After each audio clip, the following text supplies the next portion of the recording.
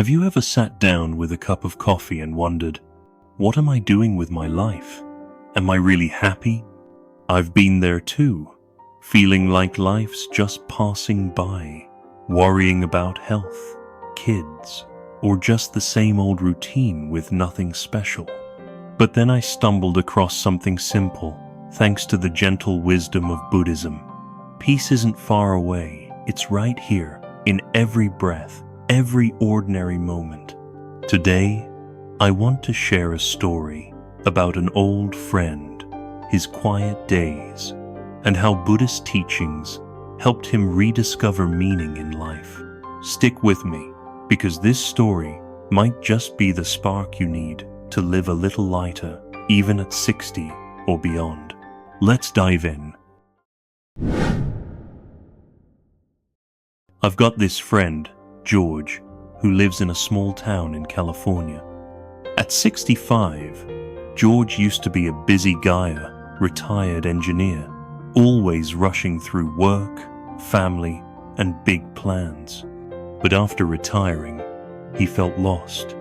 "I don't know who I am anymore," he told me over coffee one day.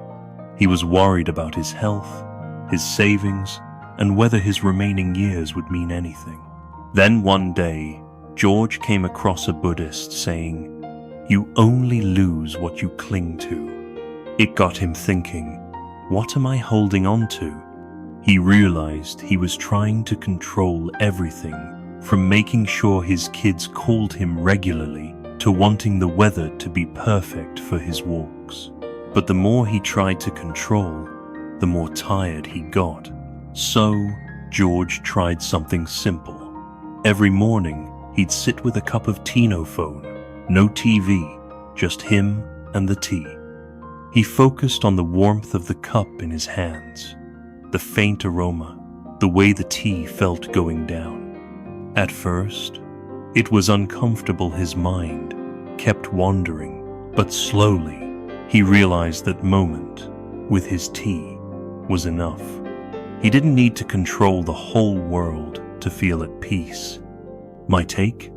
We often think happiness is in the big stuff of vacation, a big win.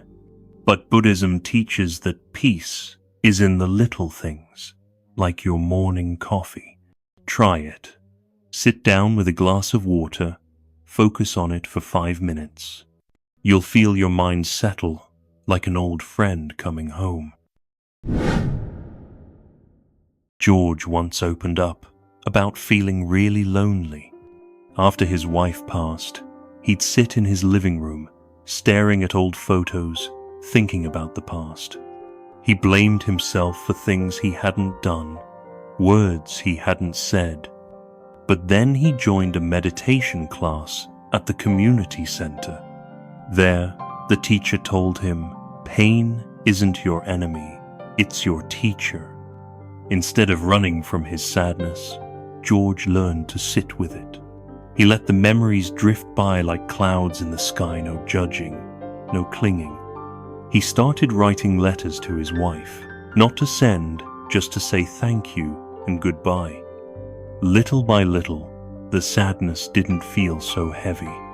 It taught him to cherish the moments they'd had, and more importantly, it helped him forgive himself. I've thought a lot about this. At 60, 70, we often carry regrets, missed chances, words left unsaid. But Buddhism reminds us, you don't have to fix the past. You just need to accept it, learn from it, and let it gently slip away. Try this today. Write down one thing you're holding on to, a sadness, a regret, and quietly say, I forgive myself. You'll feel a weight lift. One afternoon, I called George and heard him chuckle over the phone, something rare in the years before. He told me he'd started taking daily walks in the park near his house. No headphones, no phone, just him, the birds chirping, and the rustle of leaves. I used to think I needed other people to feel whole, he said. But when I'm alone, I find myself. Buddhism teaches that solitude isn't loneliness, it's a space to hear your own heart.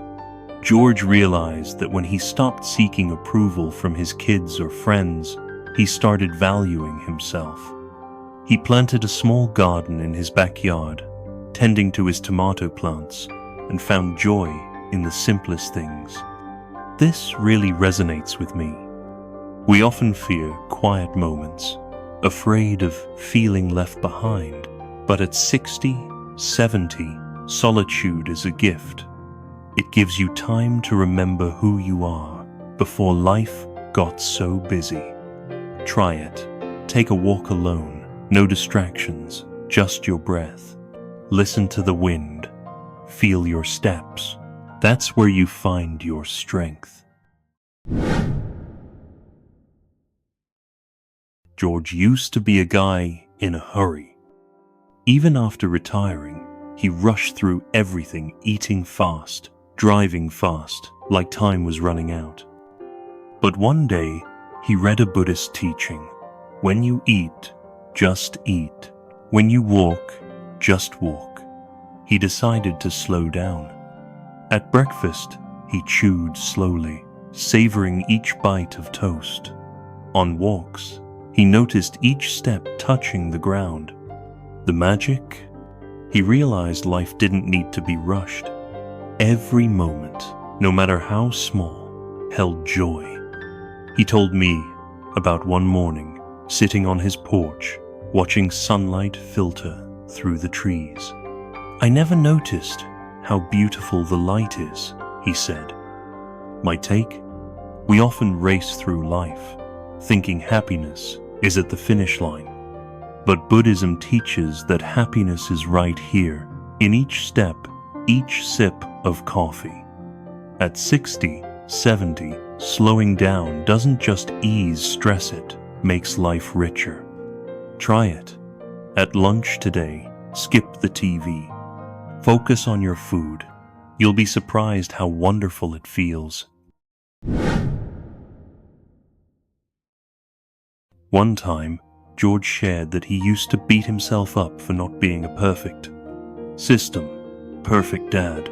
He thought he hadn't spent enough time with his kids when they were young. But through meditation, he learned, you can't love others if you don't love yourself. He started talking to himself kindly, like he would to his grandkids. George, you did your best. You're still a good person. That changed everything. He became more patient with his kids, his neighbors, and himself. He told me about the time he dropped a favorite vase and, instead of getting mad, just laughed and said, "It's just a vase." This hits home for me. At 60, 70, we can be so hard on ourselves, thinking we need to be perfect. But Buddhism teaches that you deserve love, even when you mess up. Try this. Put your hand on your chest, take a breath, and say, I'm doing my best, and that's enough. You'll feel your heart lighten. George used to get stuck worrying about the future, his health, his finances. But he learned from Buddhism, your mind is a garden. You choose what seeds to plant. He started noticing negative thoughts, like, I'm too old for this, and replaced them with positive ones. I can still learn, still live well. One day, he decided to join a painting class at the community center. At first, he thought, I'm 65, how can I paint? But then he told himself, why not try? Now, his house is filled with his paintings, each one a reminder that he's not stuck in old ways of thinking. My perspective? At 60, 70, we often think we can't change. But Buddhism says your mind can shift at any age. Try catching one negative thought today, just swap it for something uplifting. It's like weeding a garden to let flowers bloom. One evening, George told me about a rough day. The doctor gave him some tough news about his health, and he felt like the world was crashing down. But then he remembered a Buddhist lesson. Your breath is your anchor. He sat down, took deep breaths, and focused only on breathing. 5 minutes later, he felt like an old friend had wrapped him in a warm hug. Now, whenever he's stressed, George just sits and breathes. He says, "My breath is like a friend who's always there, waiting for me to come back."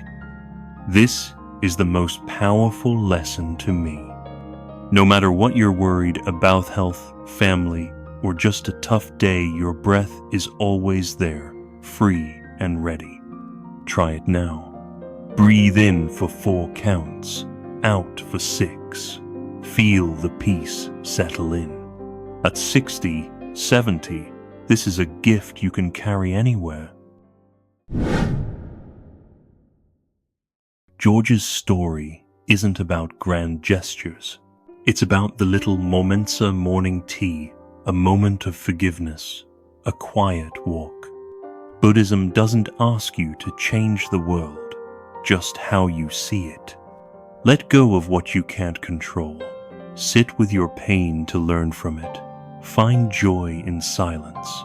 Slow down, love yourself, plant positive thoughts, and come back to your breath. At 60, 70, you've got a precious gift, time to live true to yourself. Buddhism isn't some lofty idea. It's the simple stuff, like how you sip your coffee or smile at yourself in the mirror. Start today with one small moment. You'll see life get brighter, lighter, and fuller. What's one thing you've tried from Buddhism to make life a little lighter?